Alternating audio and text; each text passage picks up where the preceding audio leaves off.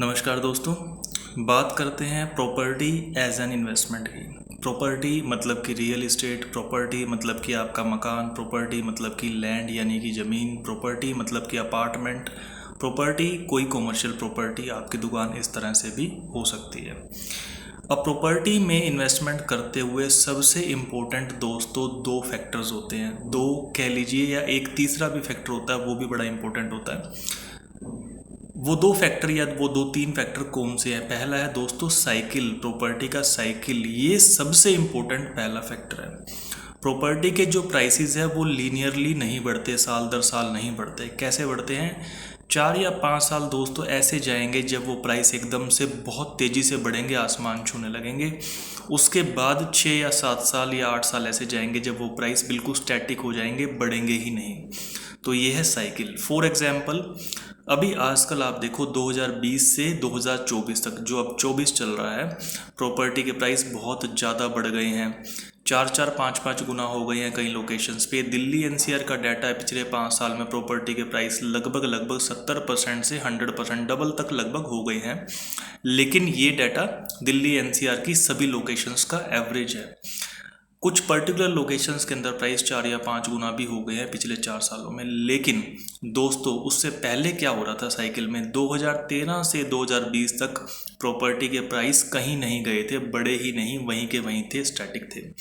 तो ओवरऑल पूरे साइकिल में अगर आप देखोगे 2013 से 2024 तक, इन 11 सालों में, तो जो प्राइस है उनकी जो एवरेज ग्रोथ है करीबन 10% सालाना के आसपास होती हुई नजर आएगी आपको 11 साल में पूरे साइकिल पे। तो एक तो ये प्रॉपर्टी का साइकिल इम्पोर्टेंट होता है। जैसे कि मैंने बताया कि इस वाली अप साइकिल का जो 2020 में शुरू हुई थी अप साइकिल और 24 में चल रही है, काफ़ी बड़ा हिस्सा जा चुका है, काफ़ी जगह चीज़ें बहुत महंगी हो गई हैं। तो ये साइकिल और कितना चलेगा ये क्वेश्चनेबल हो जाता है। शायद 1 या 2 साल चल जाएगा, 4-5 साल तो दोस्तों नहीं चलेगा। तो साइकिल सही समय पे पकड़ना, सही टाइमिंग करना प्रॉपर्टी में बहुत इंपॉर्टेंट है जब आप इन्वेस्टमेंट करते हैं। दूसरा पॉइंट है दोस्तों लोकेशन। लोकेशन का मतलब ये है कि पूरे इंडिया में प्रॉपर्टी का price on an average over a cycle, 10-11 साल का जो साइकिल है, 10% बढ़ता है। लेकिन कुछ लोकेशंस ऐसी होती है जहाँ पे ज़्यादा बढ़ता है। ज़्यादा क्यों बढ़ता है दोस्तों? क्योंकि उन लोकेशंस में कुछ स्पेसिफिक फैक्टर होते हैं जो दूसरी लोकेशंस उसको प्रीमियम बनाते हैं। जैसे मुंबई है, मुंबई में सी फेसिंग में जो अपार्टमेंट होता है वो महंगा होता है। या किन्हीं एरियाज़ में जहाँ पे जो अनऑर्गेनाइज्ड एरिया है या जो इस तरह के शहर है जो कि प्री प्लान्ड नहीं थे, वहाँ पे जो सड़कों का साइज़ है वो मैटर करता है। अगर गलियाँ चौड़ी हैं, सड़कें हैं, बाजार है, मार्केट है, पार्क है, दूसरी एमिनिटीज़ है, तो वहाँ पे प्राइस दोस्तों, या सेक्टर है, गवर्नमेंट के सेक्टर हैं, अर्बन अथॉरिटीज़ वगैरह के जो सेक्टर होते हैं, तो फिर वहाँ पे दोस्तों प्राइस जो है वो ज़्यादा तेज़ी से बढ़ता है। अब हम बात करते हैं 10% ग्रोथ का मतलब अपने आप में क्या है। हमने दो इंपॉर्टेंट फैक्टर देख लिए कि एक तो साइकिल, ओवर साइकिल प्रॉपर्टी के प्राइस मूव करेंगे, कभी बहुत ज़्यादा 4-5 साल मूव करेंगे, कभी 6-7 साल तक बढ़ेंगे ही नहीं। दूसरा, एवरेज जो ग्रोथ है इंडिया के अंदर प्रॉपर्टी में वो 10% है। और तीसरा जो ग्रोथ है वो लोकेशन टू लोकेशन वेरी करती है, यानी कहीं पे तो 3 या 4% भी ग्रोथ नहीं होगी, कहीं पे 20 या 25% भी ग्रोथ हो सकती है। इस लोकेशन का क्लियर कट एग्जाम्पल आपको रेजिडेंशियल वर्सेस एग्रीकल्चर लैंड में मिल जाएगा या कॉमर्शियल वर्सेस रेजिडेंशियल लैंड में मिल जाएगा। जो एग्रीकल्चर लैंड है उसके प्राइस दोस्तों बड़ी मुश्किल से बढ़ते हैं अनटिल अनलेस वहाँ पे कोई उसके आसपास कोई बिजनेस प्रोजेक्ट आ जाए, कोई फैक्ट्री लगने लगे।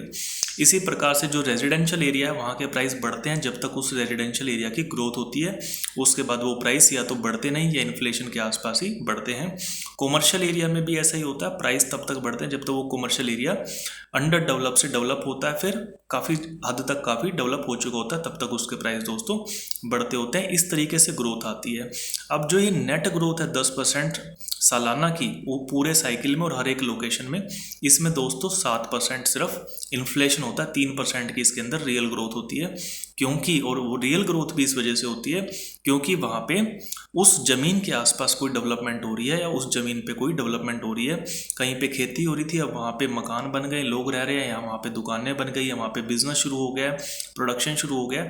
इस तरीके से दोस्तों रियल इस्टेट की जैसे जैसे डेवलपमेंट होती है वैसे वैसे वहाँ पे रियल इस्टेट के प्राइस बढ़ते हैं। तो आपको वो 3% का, 7% की इन्फ्लेशन, 3% की रियल ग्रोथ, 10% की टोटल ग्रोथ ऐसे आपको मिलती है। अगर आप टैक्सेशन इसके अंदर देखोगे तो एक और मुद्दा आता है, सरकार जो है करीबन करीबन इस 3% पे, इन्फ्लेशन को तो 7% को तो सरकार छोड़ देती है, आपको इंडेक्सेशन का बेनिफिट मिलता है, long term capital gain tax जो प्रॉपर्टी में लगते होते हैं 2 साल की होल्डिंग पीरियड के बाद में। लेकिन जो 3% बचता है आपका, उस पर आपको 20% गवर्नमेंट को as capital gain tax long term में देना पड़ता है, ये भी आपको पता होना चाहिए। यानी कि रियल में आपका जो बचेगा वो 3 माइनस 0.6 हो जाएगा, 2.4% ही आपका करीबन करीबन आपका बचेगा। तो ये हमने प्रॉपर्टी में इन्वेस्टमेंट के बारे में आज इंपॉर्टेंट बातें सीखी। एक और जो मैं तीसरा पहलू आपको बताना चाह रहा था प्रॉपर्टी की इन्वेस्टमेंट में, कि जो पेपर वर्क है, जो डॉक्यूमेंटेशन है, वो बड़ा इंपॉर्टेंट है। क्योंकि ऑफलाइन वर्क होता है, आप तहसील में जाते हैं, रजिस्ट्री कराते हैं, अगर आपने वो पेपर वर्क कंप्लीट नहीं करा रखा है, म्यूटेशन वगैरह, तो आपको बड़ी सारी लीगल प्रॉब्लम्स का सामना करना पड़ सकता है। तो अगर आप प्रॉपर्टी में इन्वेस्टमेंट करने की सोच रहे हैं तो आपको ये तीनों पहलू पे ध्यान देना पड़ेगा। यानी आप प्रॉपर्टी साइकिल में आज के टाइम पे कहाँ हैं, दूसरा लोकेशन, आप प्रॉपर्टी कहाँ पे चूज करते हैं, और तीसरा कि अगर आप ये सब करने की तैयारी आप कर चुके हैं तो पेपर वर्क पे आपको ज़रूर ध्यान देना है। रजिस्ट्रेशन पे जो सेल डीड होता है आपका, जो म्यूटेशन होती है, उस पर आपको ज़रूर ध्यान देना है। और आपके दिमाग में कहीं ना कहीं कैपिटल गेन टैक्स भी होना चाहिए। Thank you.